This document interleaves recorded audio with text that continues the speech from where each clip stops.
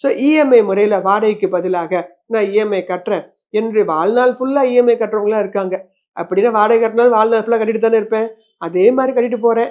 அதுக்கப்புறமா என்னுடைய குழந்தைங்க எடுத்துட்டு போட்டும் அப்படிங்கிற எண்ணம் வந்ததுனால தான் அபார்ட்மெண்ட் கல்ச்சர் வேகமாக பரவி தற்போது ஊடுருவி அப்படியே வியாபிச்சிருச்சு அப்படின்னு சொல்லலாம்.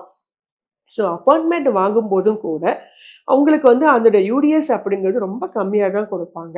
ஸோ நமக்கு வாழ்வதற்கான ஒரு இடம், அது வாடகைக்கு குடுத்து இருக்கிறதுக்கு பதிலாக, இஎம்ஐ மூலமாக நம்ம கட்டிக்கொண்டு, நம்ம அந்த வீட்ல இருக்கிறோம்.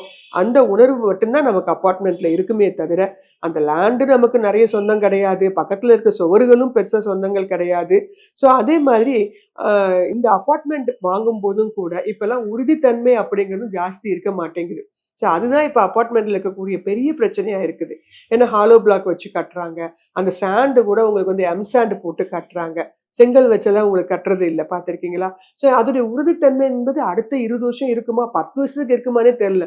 அங்கங்க நீங்க படங்கள் கூட பார்த்திருப்பீங்க. அதெல்லாம் உண்மைதான். அதெல்லாமே விரிசல் உட்டுருது இப்பல்லாம். நல்ல கிராக்ஸ் இருக்கும். முதல்ல 5 வருஷம் கூட ஆயிருக்காது. ஆனா கிராக்ஸ் அவ்ளோ கிராக்ஸ். ஏன்னா அது வந்து சீலிங் ஆகுறதுக்கு, அந்த சென்ட்ரிங் ஆகுறதுக்குலாம் டைம் கூட குடுக்க மாட்டேங்கிறாங்க. என் வீட்டு முன்னாடிலாம் ஒரு 5 மாசம் தான் இருக்கும். 5 மாடி கட்டடம் எழும்பிருச்சு. ஏன்னா அது தண்ணி ஊத்தி அத செட்டிங் பண்ணணும். அது கூட பண்றதுக்கு அவன் டைம் குடுக்கறது இல்ல. அதுக்கப்புறம் அந்த அந்த ஃபுல்லா எல்லாம் கட்டுறதெல்லாம் பார்த்துட்டே இருக்கிறேன். ஹாலோ பிளாக் இதெல்லாம் கட்டிட்டே இருக்காங்க. அவங்க சிமெண்ட் வச்சு மூடிட்டாங்கன்னா உங்களுக்கு தெரியாது. நீங்க வீட்டுக்கு நல்லா பெயிண்ட் போட்டு அழகா உங்க இன்டீரியர்ஸ் சூப்பரா பண்ணி குடுத்துருவாங்க.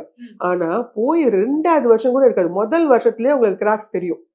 ஸோ பொத்து பொத்து அப்படியே ஊர்லாம் உழுகும். அப்பதான் யூ ஃபீல் ஐயோ! என்னடா இது இந்த மாதிரி அதாச்சும் அபார்ட்மெண்ட் வாங்கும்போதும் கன்ஸ்ட்ரக்ஷன் குவாலிட்டிய நல்லா தெரிஞ்சு வாங்குங்க. ரொம்ப சீப்பா குடுக்குறாங்க அப்படின்னா, அங்க ஏதோ உங்களுக்கு வந்து காம்ப்ரமைஸ் பண்றாங்க அப்படின்னு அர்த்தம். மெட்டீரியல்ஸ்ல காம்ப்ரமைஸ் பண்றாங்கன்னு அர்த்தம். ஸோ நல்ல குவாலிட்டியான என்ஜினியர்ஸ் இதுக்கெல்லாம் இருக்காங்க. இந்த செக்கிங் பண்றதுக்கான என்ஜினியர்ஸ்லாம் இருக்காங்க. ஸோ அவங்கள போய் அழைச்சிட்டு போங்க. அழைச்சிட்டு போயி அந்த புது பில்டிங் வாங்குறது சொல்றேன். இதுல இன்னொன்னு இருக்குது. பழைய அபார்ட்மெண்ட்ஸ் வாங்குறோம். 20 வருஷத்துக்கு முன்னாடி கட்டுன அபார்ட்மெண்ட்ஸ் ரீசேல். ரீசேல் அபார்ட்மெண்ட்ஸ் வந்து கம்மியா கிடைக்குது அப்படின்னு சொல்லி வாங்குறவங்களும் இருக்காங்க. ஸோ ரீசேல் அபார்ட்மெண்ட்டும் நல்ல குவாலிட்டியான அபார்ட்மெண்ட்டா கன்ஸ்ட்ரக்ஷன் முதல்ல தெரிஞ்சுக்கோங்க. ரீசேல்னு வரும்போது பேப்பர்ஸ்ல நெறைய பிரச்சனை வச்சிருப்பாங்க. டாக்குமெண்டேஷன்ஸ் ஆஃப் பேப்பர்ஸ் அது வந்து ரொம்ப கிளாரிட்டியா இருக்குதா அப்படிங்கிறதெல்லாம் நல்லா தெரிஞ்சுக்கிட்டு வாங்குங்க.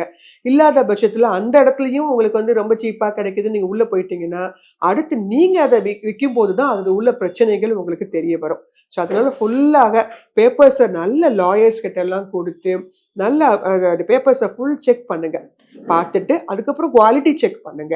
தென் அதுக்கப்புறமாக யூ டிசைட் இட் நீங்க அந்த அபார்ட்மெண்ட்ட வாங்கலாமா? வேண்டாமான்னு.